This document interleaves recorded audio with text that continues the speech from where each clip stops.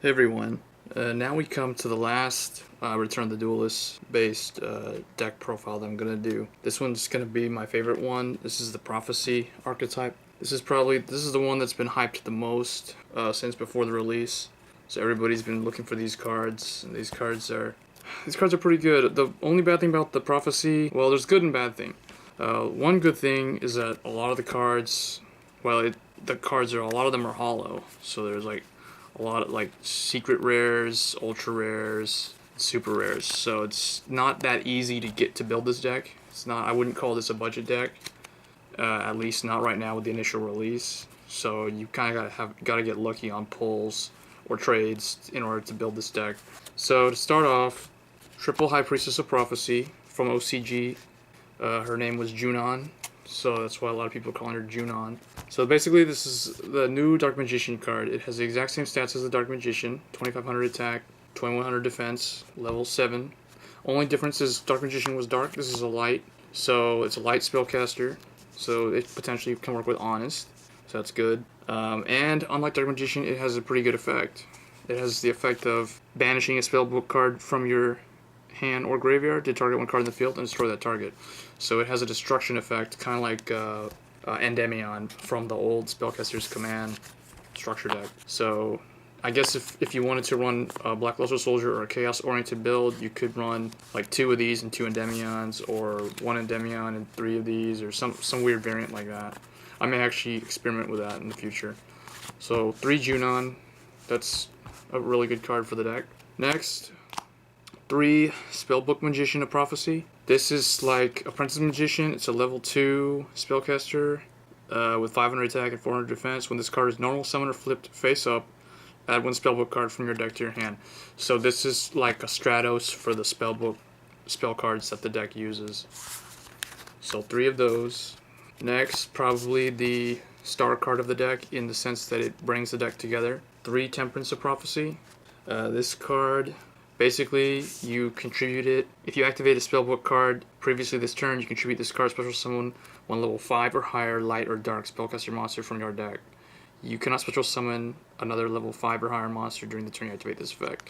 So essentially, I strongly believe that this is the card that prevented Dark Magician of Chaos from coming back for this format.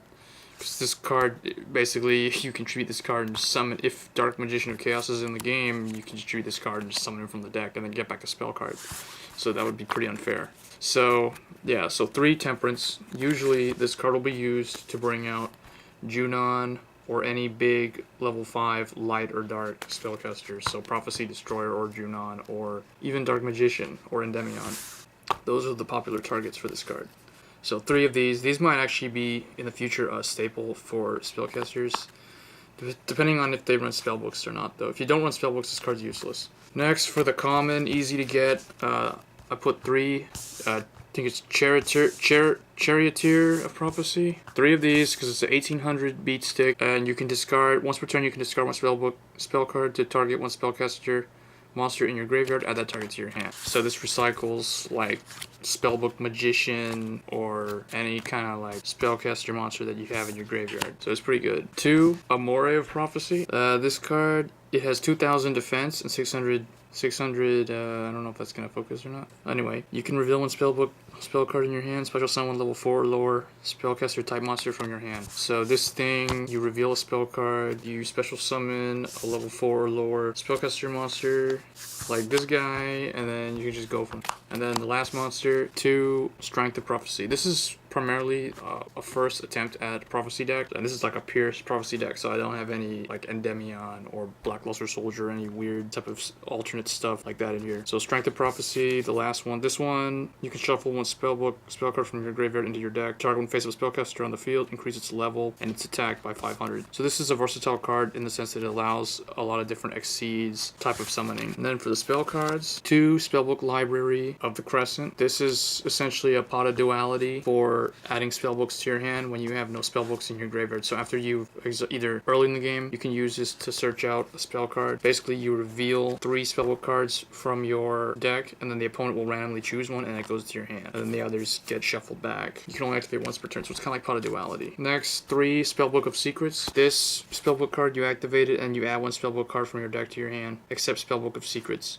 So this can search out any card with Spellbook in the name, including Spellbook Magician of Prophecy. I think, right? Spellbook card from your deck to your hand, yeah. So it doesn't specify spell card, it's just Spellbook card. So it can actually search out the level 2 guy.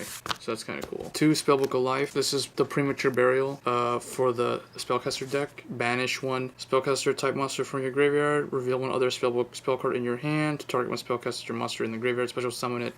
This card gets equipped to that, and then the monster that was banished increases the level of the monster you summoned. So this kind of opens up the door for different Exceed type of summoning. And when this gets Typhooned or removed from the field, the monster doesn't get destroyed. So it doesn't have that drawback that most equipped type of revival cards have. But it's kind of situational to play this card. You have to banish a spellbook. No, you have to banish 1 spellcaster monster from your graveyard, reveal a spellbook card from your hand. So there's some conditions that have to be met that limit this card. That's why I'm only running 2 instead of 3. And for the 3rd, I use Monster Reborn. Next, 3 Spellbook of Wisdom. This is kind of like Forbidden Lance for your spellcaster monsters. You can target 1 spellcaster monster, and either it choose one of the effects. It's unaffected by spell cards this turn, or it's unaffected by trap cards this turn. So another spellbook card that adds a lot of utility. 3 Spellbook of Power increases the attack of a spellcaster monster by 1,000 until the end phase. And you can add 1 spellbook card. If the monster destroys an opponent's monster by battle, you can search another spell card from your deck to your hand. So yeah, this is pretty essential. I'm surprised this one's a common and some of the others are higher rarity than this one. 1 Pot of Duality, 1 Monster Reborn, Dark Hole, Heavy Storm, Mind Control, and Pot of Avarice. These are like the 5 staple spell cards. And then 2 MST, that's it for spells. And then for traps, 1 Mirror Force, 1 Torrential Tribute, and then this new Void Trap Hole that I pulled from my booster box.